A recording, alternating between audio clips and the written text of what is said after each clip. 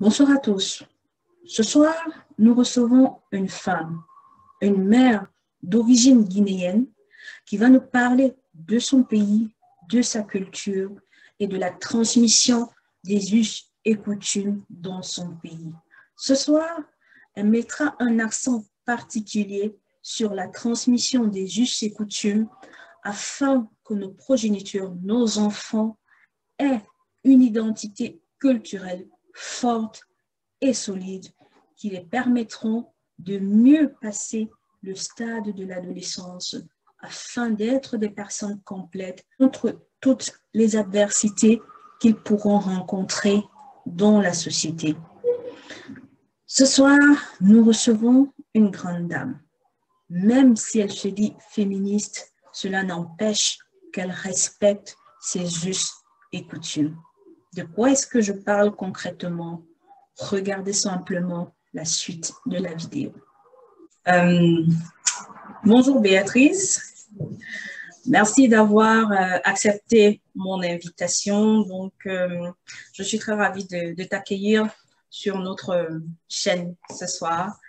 Avant de commencer, j'aimerais juste que tu te présentes un peu à ceux qui vont nous regarder. Oui, bonjour Gaëlle, merci pour l'invitation, c'est un plaisir d'être là aujourd'hui chez toi. Moi je m'appelle Béatrice Kaba, je suis guinéenne d'origine, je suis aussi maman de 2 merveilleux enfants, dont une fille et un garçon. Okay. Je vis en Allemagne depuis à peu près, disons maintenant, 18 ans. Précisément dans la ville de Koblenz. Ici, Koblenz, ça m'accompagne depuis les 18 ans. J'ai étudié ici, je travaille ici. J'ai toute ma vie, disons, ici, ma vie allemande en Allemagne. Mes hobbies, j'aime bien voyager. Tout ce qui est un peu design, un peu être créative, c'est un peu moi. Tout ce qui n'est pas normal, disons comme ça. Voilà. Okay. Bref. Quoique la norme dépend de tout un chacun. Voilà, effectivement. Alors, pour entrer comme ça dans le vif du sujet, j'aimerais juste te poser la première question, celle de savoir, pour toi, comment est-ce que tu définis le mot culture? Alors pour moi, pour ne pas trop rentrer dans les définitions scientifiques et autres, là, moi, je dirais la culture, vraiment, c'est les choses qui lient un groupe d'individus, c'est qu'on partage ensemble, les valeurs reçues, les valeurs qu'on transmet, la religion, vraiment tout ce qu'on a ensemble, quoi, tout ce qu'on partage dans un groupe, tout ce qu'on a en commun, qui fait un peu notre identité. Voilà. Ok, ça c'est super intéressant et c'est simplement et très très bien défini. J'aimerais rebondir comme ça en te demandant si tu as une pratique spécifique de ta culture à partager avec nous aujourd'hui, nous faire découvrir un peu. Tout à l'heure, tu as dit que tu étais de la Guinée, mais tu n'as pas précisé Conakry, Bissau. Voilà, effectivement, je suis de la Guinée-Conakry. Merci de m'avoir rappelé parce qu'on a tendance un peu à oublier ça, mais je suis de la Guinée-Conakry, oui.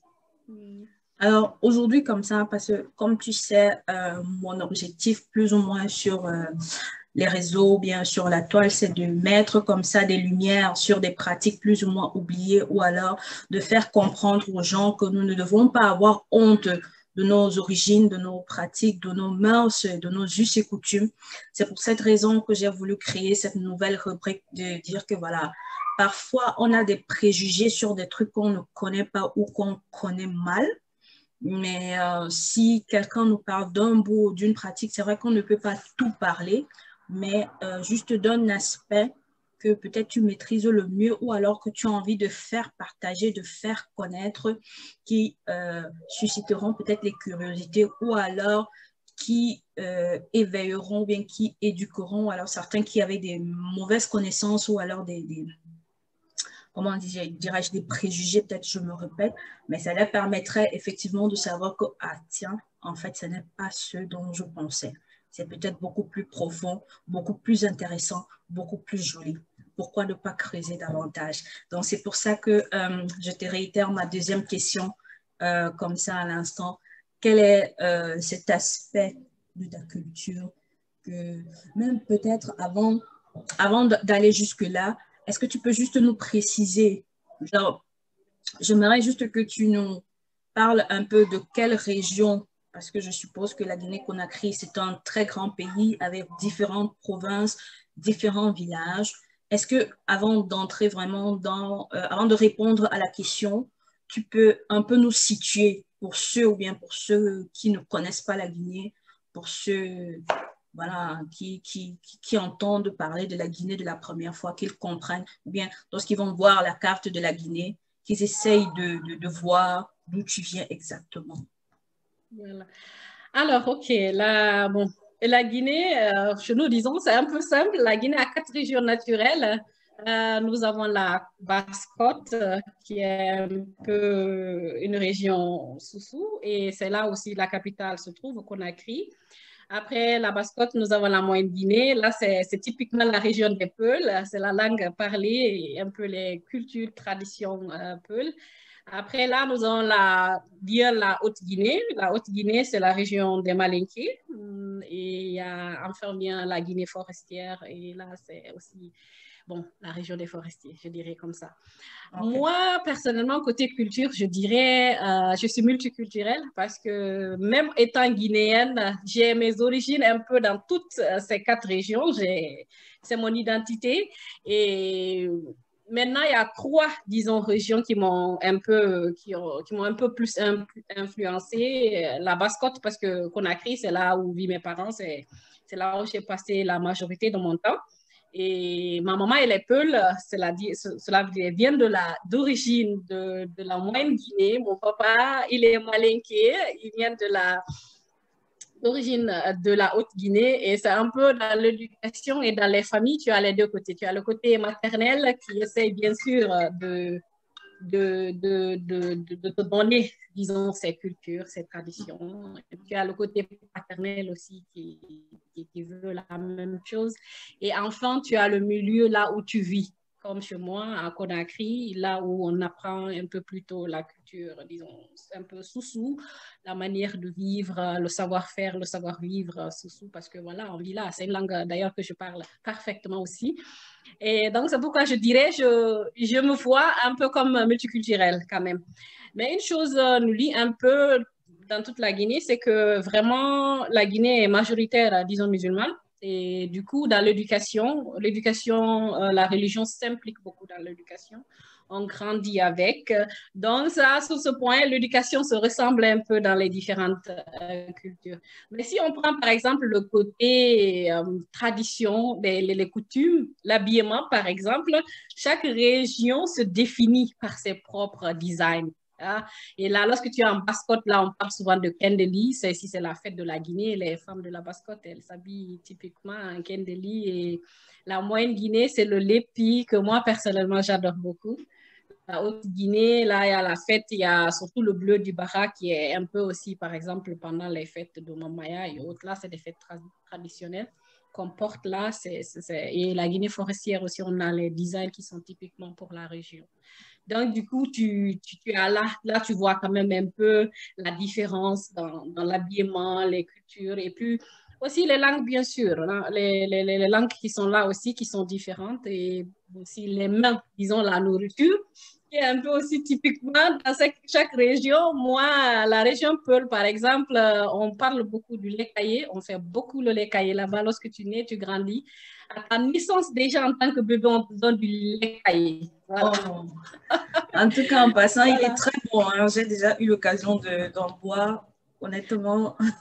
Voilà, et c'est effectivement ça. Vraiment, à la naissance, on te donne ça. Et voilà quoi. Et la Haute-Guinée, la région paternelle, c'est, disons, là-bas, c'est l'igname. On bouffe, disons, l'igname. Et voilà. Et moi, l'ensemble de tout ça fait un peu ma culture. Voilà. Donc, je dirais, j'ai un peu de tout. J'ai un peu de tout. Un peu de tout. Ah non, c'est super. Ouais. Mais j'aimerais juste, par exemple, les mariages. Comment se passent les mariages, particulièrement tu as dit que tu es multiculturel, dans ces 3 différentes régions-là? Est-ce que c'est quasiment la même chose? Je veux dire, le mariage coutumier. par le mariage civil. Je parlerai beaucoup plus du mariage coutumier. Comment est-ce que... Alors là, il y a une petite différence. Parce que vraiment, il faut reconnaître chez nous, lorsque tu te maries avec un Guinéen ou spécialement avec une Guinéenne, je le dirais, parce que en général, les hommes, ils font pas trop. Mais là, les femmes, elles veulent faire les traditions, les coutumes, en fait, les habitudes, les moments, elles veulent aussi ça. Hein. Et là, dans les différentes régions, ça diffère un tout petit peu. Moi, j'adore, moi, personnellement, le mariage coutumier, disons, du côté un peu maternel. Bon, j'ai vu plus de mariages de ce côté, vu que j'ai un peu grandi beaucoup. J'ai passé longtemps avec ma grand-mère et du coup, j'ai eu beaucoup ces traditions de mariage peul. Voilà, où on tresse vraiment les femmes, elles sont tressées d'une manière un peu spéciale. Elles portent le lépi, où on les porte vraiment, on fait la danse des copines. C'est-à-dire, lorsque la famille du mari vient te chercher, il faut d'abord qu'on paye, qu'on t'achète chez les copines. Voilà, Wow. il faut, voilà, les copines, elles viennent, elles s'arrêtent devant, elles disent, on ne libère pas la mariée. Et voilà, on donne l'argent. Si ça ne suffit pas, alors il faut l'acheter. Donc, du coup, pour que les copines libèrent la mariée. Et moi, c'est quelque chose que j'ai beaucoup aimé. J'ai vraiment beaucoup aimé. Et chez les Malinké aussi, le côté que j'adore aussi pendant les mariages, c'est le côté que chez nous, je ne sais pas si tu connais l'histoire un peu des griots du Mandingue. Et là, on fait souvent les soirées avant le mariage. On appelle ça le sumo. Le sumo, en fait, là, ça, c'est une soirée où vraiment un griot qui connaît un peu beaucoup l'histoire de ta famille, l'histoire de mariage, l'histoire de ton village, qui vient vraiment avec les moments le soir. On te chante, on te danse. En général, s'il n'y a que les femmes qui sont là aussi. Et OK. là, on te parle un peu et en même temps, on te donne aussi des conseils du mariage. Qu'est-ce que cela veut dire le mariage? C'est pas seulement parce qu'on est habillé aujourd'hui, tout le monde nous fête. Vraiment que c'est un long voyage. Hein, c'est un long voyage et vraiment qu'il y a beaucoup de choses aussi qui se passent dans le mariage, qu'il faut accepter. On te parle comment prendre soin de ton mari, comment prendre soin du foyer, comment Wow. prendre soin des enfants. Vraiment, c'est des soirées, moi, je les trouve très intéressantes. Et en général aussi, c'est des soirées qui font le plus pleurer la mariée. Parce que là, vraiment, on rentre un peu dans les détails. Là, on parle que tu quittes tes parents pour aller dans une nouvelle maison. C'est fait vraiment d'une manière aussi très traditionnelle par des griots qui vraiment aussi, c'est leur job, en fait. Ils n'ont pas d'autres. C'est des gens vraiment qui sont nés et grandis dans des familles de griots et qui continuent aussi ça dans des générations et des générations, en fait, quoi. Alors moi, j'adore ça. J'adore trop la musique mandingue et j'aime ça. C'est juste une petite question concernant les griots. On raconte l'histoire de ta famille avant ou alors comment est-ce qu'il fait pour connaître ton histoire?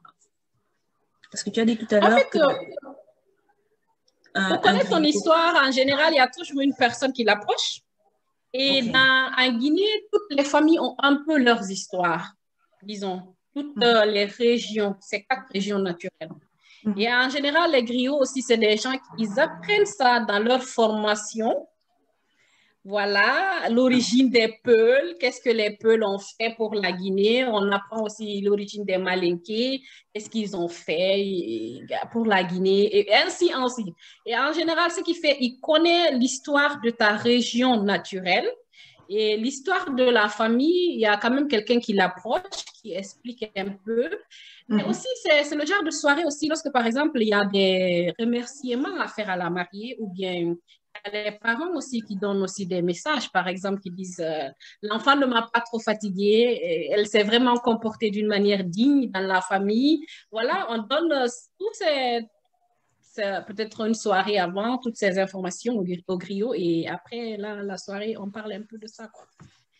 C'est un peu ça. Donc, ils ont ça déjà. Certaines choses, ils l'ont déjà dans leur formation et les choses précises, on les donne ça une soirée avant. Ouais. OK. C'est super intéressant, honnêtement. Je sais pas, j'espère que les téléspectateurs comme moi vont vraiment beaucoup apprendre.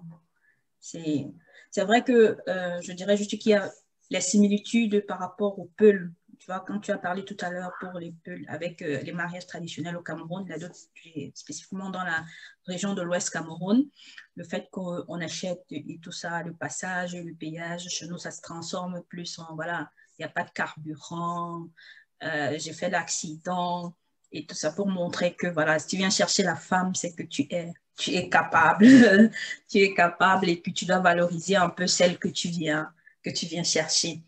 Mais j'aimerais juste aussi qu'on aborde un sujet plus ou moins sensible, je dirais, parce que tout à l'heure, tu as dit la Guinée est majoritairement musulmane. Et par exemple, nous, l'image que nous avons au Cameroun des musulmans, c'est qu'ils pratiquent généralement beaucoup les mariages précoces et l'excision des filles. C'est vrai que l'excision, on milite et que ça se fait de moins en moins. Les mariages précoces, même s'ils ne se font plus aux yeux de tous ou quoi, mais on sait quand même que c'est une pratique typique aux musulmans. Qu'en est-il de la Guinée? Bon, comme tu l'as dit, c'est un sujet qui est vraiment un peu sensible. Mais bon, réellement, en Guinée, c'est un peu aussi comme dans les autres pays musulmans. La tendance est que ça change beaucoup. Oui, avec les sensibilisations, les parents ont aussi plus tendance à comprendre que, moi, je dirais, la femme, ce n'est plus un fardeau qu'on doit Se débarrasser. auquel il faut s'en débarrasser tôt, quoi. Voilà, pour ne pas qu'on ramène vite les grossesses à la maison ou qu'on crée des problèmes à la famille. Donc, pour garder et sauver aussi la dignité de la famille, donc il faut très vite s'en débarrasser. Moi, je le dirais ainsi. Ce qui fait que les mentalités aussi ont un peu plus changé. Parce que si je prends par exemple moi le temps de ma grand-maman, c'était encore le temps où vraiment elle s'est mariée très tôt. Elle s'est réellement mariée très tôt à son premier mari qui malheureusement est décédé.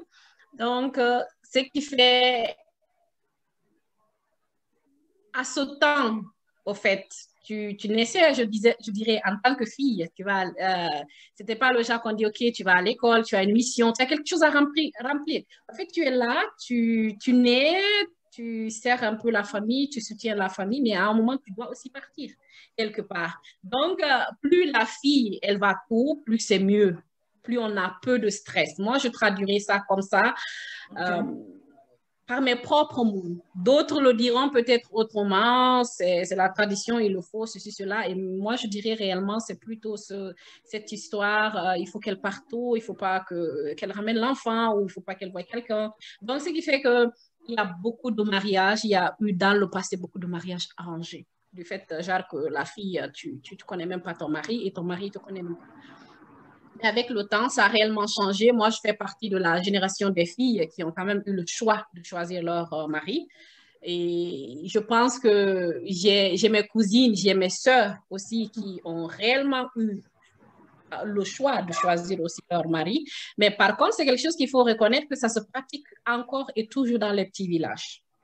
Dans les grandes villes, moins, parce qu'on a compris aussi qu'en général, c'est des mariages qui finissent par une séparation, qui finissent par des douleurs, vraiment. Et du coup, les mentalités changent un peu. Mais quand même, dans les petits villages, ça se pratique toujours, ça se fait et ça se pratique toujours. Mais la sensibilisation est là et dans l'espoir que vraiment les parents ils comprendront que la fille, on peut aussi l'amener à l'école. Elle a le droit aussi de suivre un cycle scolaire jusqu'à l'université, finir, travailler, gagner son argent et se marier vraiment à temps et à l'homme qu'elle veut.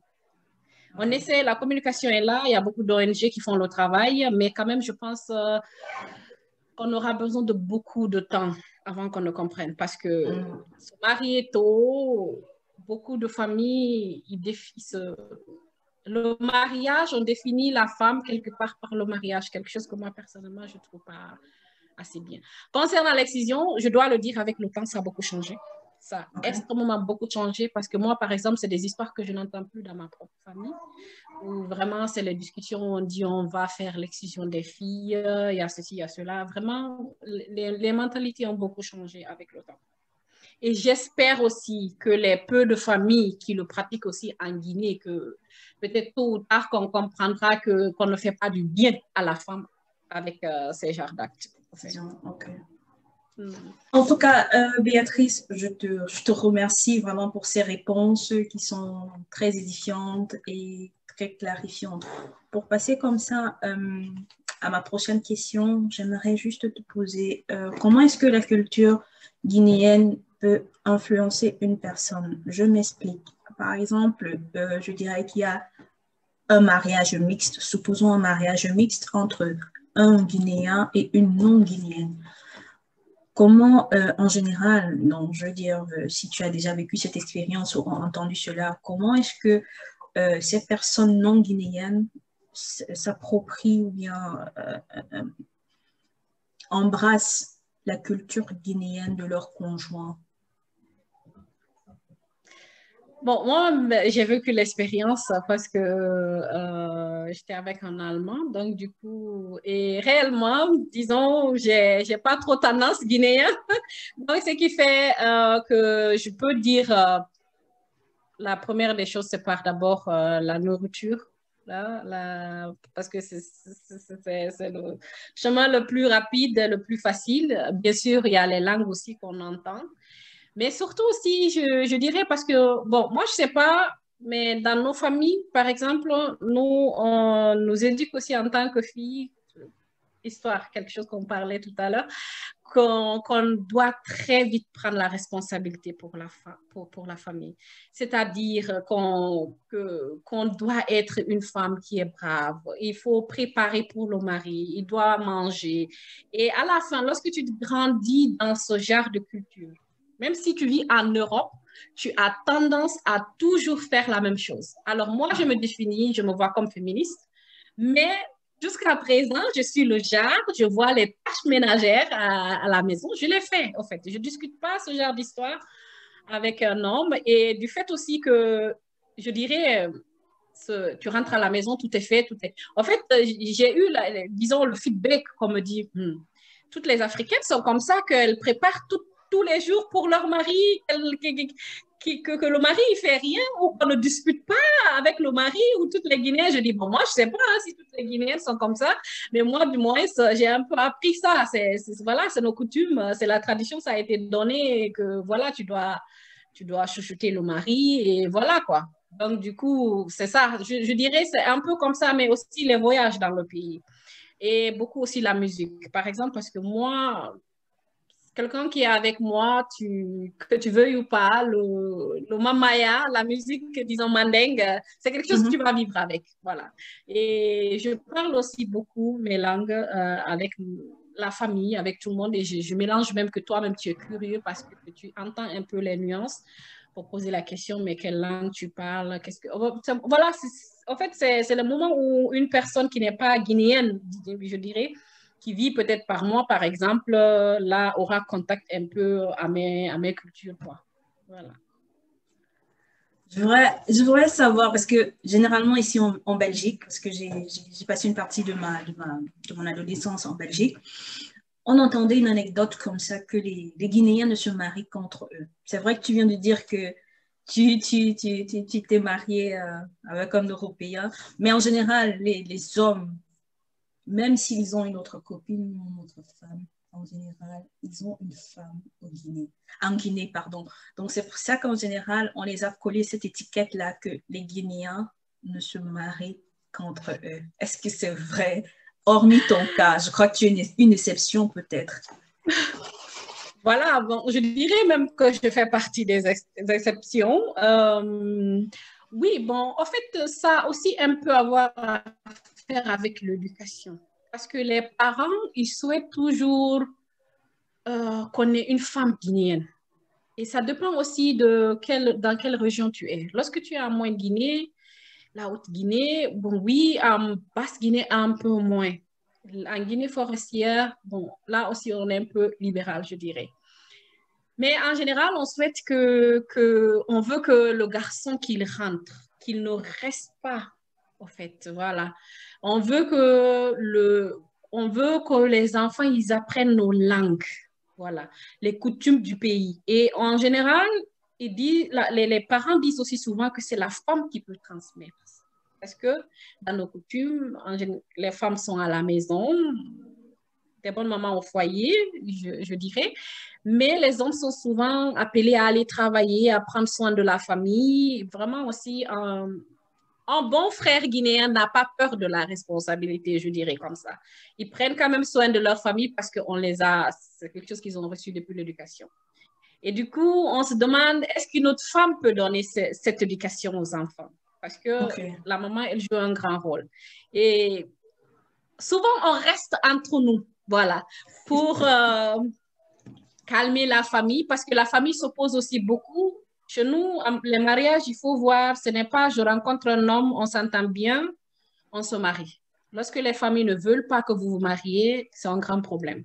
Il y a quand même certaines exceptions, mais lorsque les familles ne veulent pas, chaque femme veut être prise dans une famille, par une famille, et chaque homme veut prendre une femme dans une famille. Et c'est ce qui fait que les familles jouent un grand rôle. Mais c'est surtout la transmission de nos cultures Ok. qui est un grand souci que vraiment on dit. Et je dirais que, bon, côté maternel, les Peuls, ils voient leur éducation comme une très bonne éducation. Je peux aussi le préciser, c'est une très, très bonne éducation, que ce n'est pas tout le monde qui peut transmettre.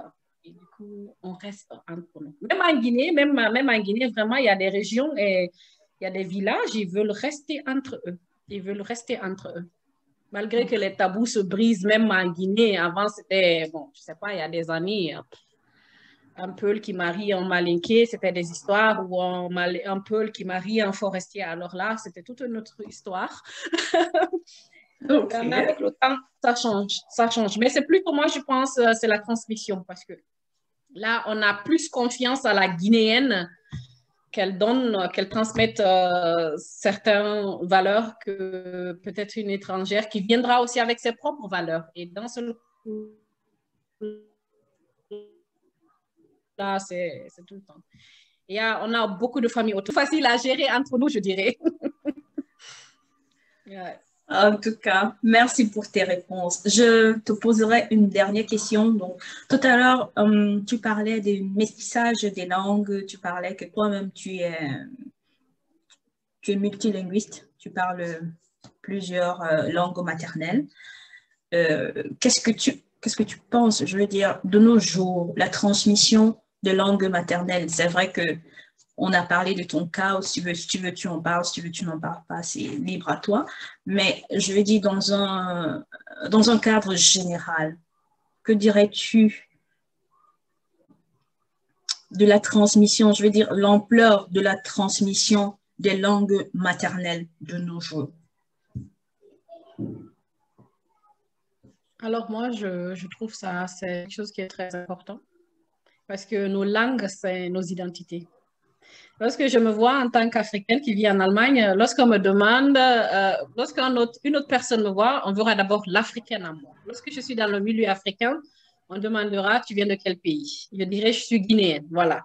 Et lorsque tu suis en Guinée ou en Afrique occidentale, on me dira, tu parles quelle langue? Tu viens de quelle région? Alors, du coup, directement, je dis, bon, je suis demi-peul, malinké. Bon, le soussou, ça va aussi, je parle. Donc, c'est quelque part, c'est mon identité. On me dira, lorsque moi je parle au poulard, la plupart me disent, tu es peul. Je dis, on regarde mon nom de famille, on dit, mais c'est la même chose. Je parle les langues sans accent et lorsque je parle aussi le soussou, c'est la même chose au fait. Donc, du coup, moi, je dis, nos langues, c'est un peu nos identités, c'est ce que nous avons. C'est ma langue qui me dit d'où est-ce que je viens. Alors, pouvoir transmettre ça à ses enfants, c'est extrêmement important. Si tu me vois aujourd'hui que je parle, disons, trois langues, trois langues de trois régions naturelles de quatre, sais que vraiment, c'est dû parce que côté maternel, la maman, elle voulait donner sa langue. Il fallait il nous faut parler le poulard. Et le côté paternel, eh ben, on ne peut pas laisser aussi que l'enfant parle que le poulard. Donc, il faut aussi donner le malinké. Et voilà, la langue soussou, tu l'apprends automatiquement dehors parce que tu as les amis qui sont soussou.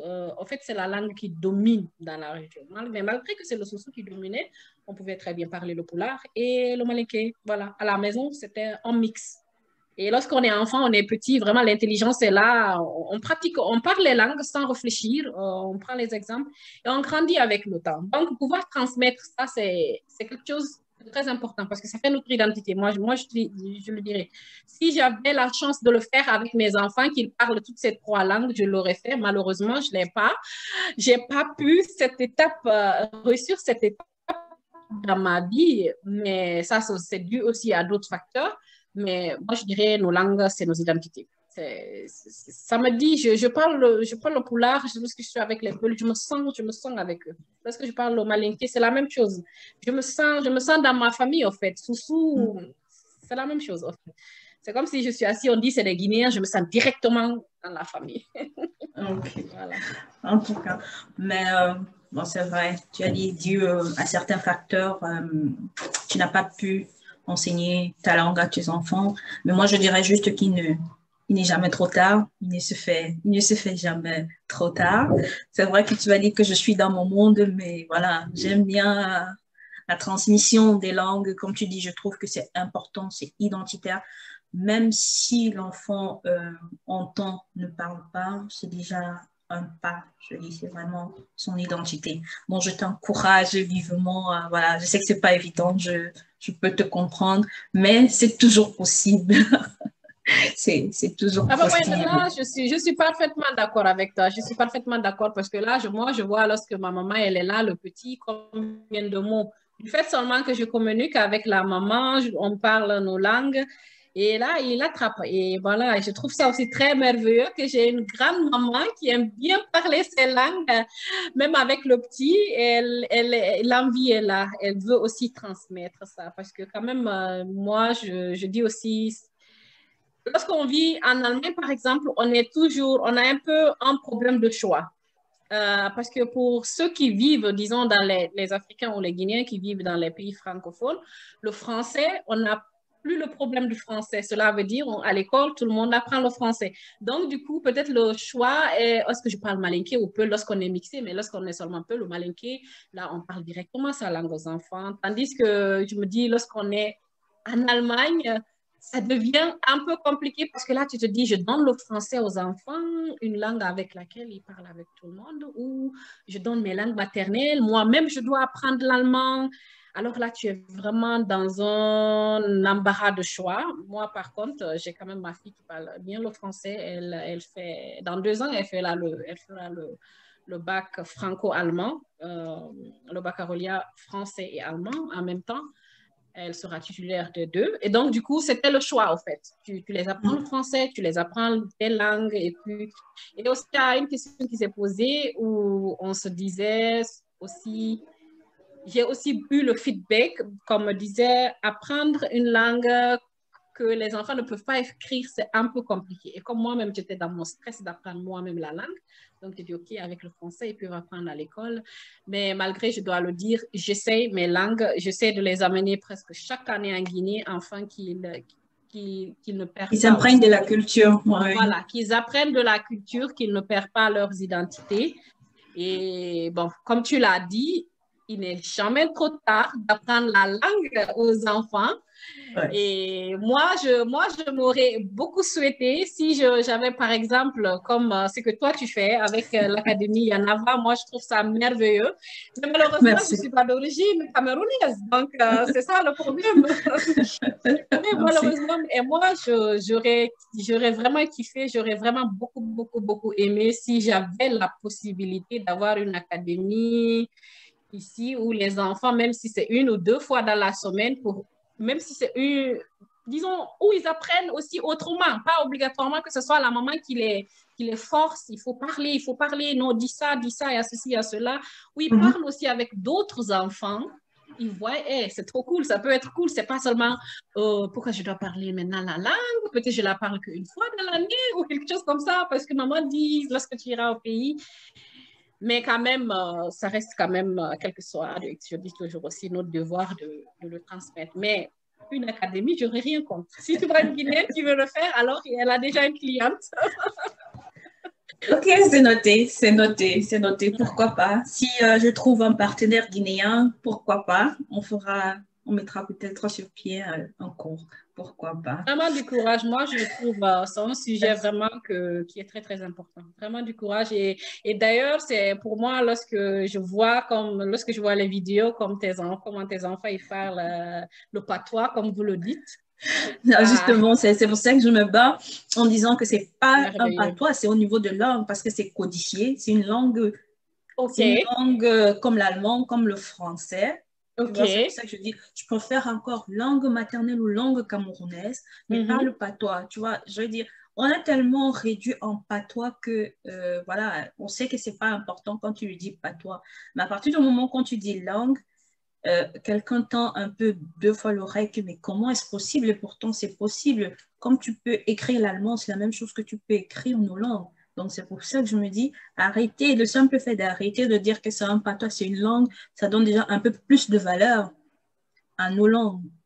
Alors, Donc, moi, j'ai si, déjà appris quelque chose aujourd'hui. C'est pas le patois, c'est ouais. plutôt les langues. Alors, les Camerounais qui me disent, ah, ils parlent au patois, je dirais non. C'est Non, pas le non, c'est cas. une langue. C'est Oui, une langue et voilà. Non, mais quand même du courage. Vraiment merci. du courage. Moi, ça m'impressionne. Je, je verrai comment mon trajet sera aussi avec les langues. De toutes les façons, on verra. Ok. Ouais. En tout cas, est-ce que tu as un mot de fin? Je te dirais vraiment merci. Merci pour ce temps que tu nous as accordé, que tu m'as accordé ce soir.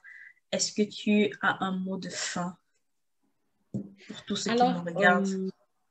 merci vraiment pour l'invitation, pour m'avoir donné l'occasion de parler aussi un peu de ma culture, de mon pays et beaucoup de courage. Moi, je t'encourage. Le combat que Merci. tu mènes, je le trouve très, très important parce que, bon, lui-même, lorsqu'on voit toutes ces situations qui se passent dehors, c'est très important pour les enfants qui naissent ici, qui grandissent ici, Exactement, oui. qu'ils L'environnement dans ont lequel nous sommes, surtout qu'ils ont une psychologique. identité, voilà, qu'ils puissent dire, et c'est ceci, c'est cela. Par exemple, comme tu as dit tout à l'heure, c'est pas le patois, c'est une langue, qu'un enfant puisse aussi dire la même chose, comme ce que j'apprends souvent aussi. Je dis, l'Afrique, c'est pas un pays, c'est un continent. Donc, Exactement. je trouve c'est un peu le même combat parce que souvent, moi aussi, dès le début, j'ai donné ça à mes enfants. Je dis non, si on vous dit vous êtes ah non, c'est l'Afrique, je dis non, l'Afrique, c'est un continent et vous, vous êtes d'origine guinéenne. Voilà. Guinée. Voilà. Et du coup, donc, moi, je peux que t'encourager, je peux que t'encourager et j'espère que tu auras beaucoup, beaucoup, beaucoup, beaucoup, beaucoup de personnes qui mèneront ce combat aussi avec toi. En tout cas, Merci. nous sommes derrière toi et voilà, du courage Merci. vraiment. Merci. Merci beaucoup, Béatrice. Ça fait vraiment plaisir. Ça fait plaisir de savoir que voilà, ce que je fais touche les gens ou alors parle aux gens. Et je me suis dit que ça vaut vraiment la peine d'en parler parce que en général, c'est comme si on a un peu honte. Je veux dire, on nous a tellement appris à nous détester, voilà, à nous mépriser nous-mêmes que sans nous en rendre compte, nous le transmettons à nos enfants. Donc, ça, je veux dire, mais il ne se fait jamais trop tard. Pourquoi ne pas commencer, je ne veux pas changer le monde, mais essayer de faire comprendre aux parents que, mais attention, quelque part, vous le faites mal ou alors sans vous en rendre compte. Il y a des choses que vous ne faites pas correctement. Si vous pouvez, essayer de le changer. Donc, c'est Ouais, et surtout cette petite ignorance intérieure qui sort pas souvent. Parce que souvent, on a tendance à faire les choses, à laisser. Et c'est lorsque les enfants, ils grandissent, ils cherchent leurs identités. C'est là qu'on se rend compte en tant que parent que j'aurais peut-être dû le faire ben voilà. Donc, je trouve des initiatives comme la tienne vraiment très, très, très, très importantes. Parce que Merci. là, c'est un gain pour les enfants lorsqu'ils grandiront plus tard. C'est vraiment un gain. Parce que tant qu'ils sont petits, ils ne comprennent pas le système. Moi, je vois mes enfants sont métissés. Ils sont allemands, guinéens, disons, et ils ne comprennent pas. Comme ils sont blancs, ils sont clairs, ils pensent d'abord, ils sont petits, à les Indus, comme les Allemands le disent.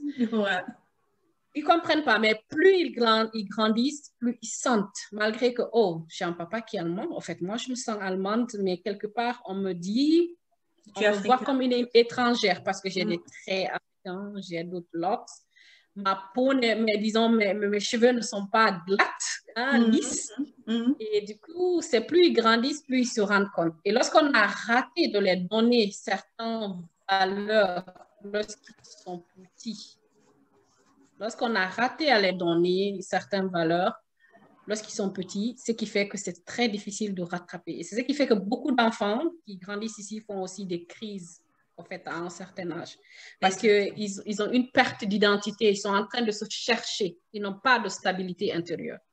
Et tandis Exactement. que lorsqu'on les donne ça, soit en les faisant souvent visiter le pays, qu'à chaque fois qu'une personne dit quelque chose de mauvais, qu'ils sont capables de répliquer, de donner la vraie version des choses, ou de dire, ben, Exactement. c'est ma langue, ben non, en Afrique, on mange comme ça, ou bien, ah non, mais qu'est-ce que tu racontes là? C'est des bêtises que tu racontes.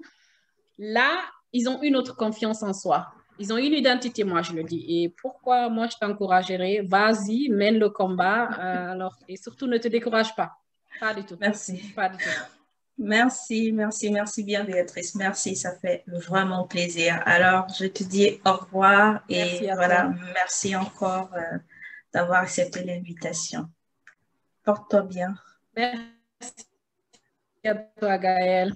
Après avoir entendu ce magnifique témoignage, comment ne pas être émerveillé, comment ne pas être édifié, de faire des comparaisons, de voir que même si nous venons des pays d'Afrique différents, nous avons des cultures similaires, nous avons des pratiques similaires qui font en sorte que nous sommes riches culturellement.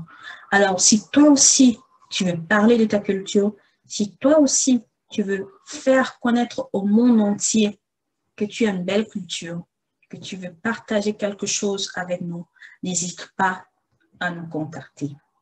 Si vous avez des questions ou des remarques, mettez-les-moi en commentaire. C'est avec plaisir que je vous répondrai. Au plaisir de vous revoir dans une prochaine vidéo.